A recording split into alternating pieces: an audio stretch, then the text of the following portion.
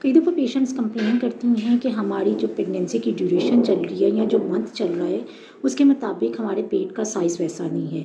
कई दफ़ा वो कहती हैं कि साइज़ ज़्यादा लग रहा है, कई दफ़ा कह रही होती हैं कि साइज़ इतना बढ़ नहीं रहा है। मतलब बेबी बम्प से रिलेटेड उनके मुख्तलिफ़ किस्म के क्वेश्चंस होते हैं। यहाँ 3-4 क्वेरीज हैं जो आप अपने जहन में ज़रूर रखें।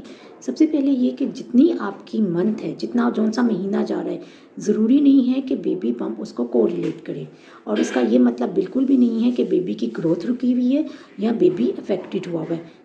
वाकई कई केसेस में ऐसा होता है कि बेबी की ग्रोथ रुकी होती है और वो अफेक्ट हुआ होता है, जिसके और बहुत से रीज़न्स हैं। मगर कई दफ़ा ऐसा होता है कि मदर का अपना फ़ैट ऐसा होता है, बहुत ज़्यादा फैटी होता है, ओबीस होती हैं, उसकी वजह से भी बेबी बम्प ज़्यादा लग रहा होता है।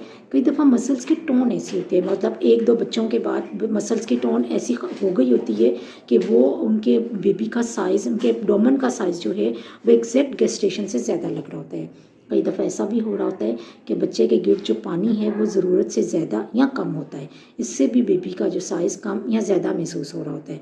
और कई दफ़ा ये भी हो रहा होता है कि बच्चे का पोस्चर क्या है, बच्चा सीधा, आड़ा, टेढ़ा, उल्टा तो नहीं है। कई दफ़ा आड़ा बच्चा भी हो तो उससे भी बेबी बम्प थोड़ा कम नज़र आ रहा होता है। तो ये बहुत से फैक्टर्स हैं जो मिल मिला के ये काउंट करते हैं कि बेबी का बम्प अगर आपको कम महसूस हो रहा है या ज़्यादा महसूस हो रहा है तो उसके पीछे कंप्लीट एवेल्युएशन होनी चाहिए। कंप्लीट आप अपने एग्जामिनेशन करवाएं। कई दफ़ा अल्ट्रासाउंड भी करवाना पड़ता है देखने के लिए कि कहीं कोई और इस फैक्टर तो नहीं चल रहा।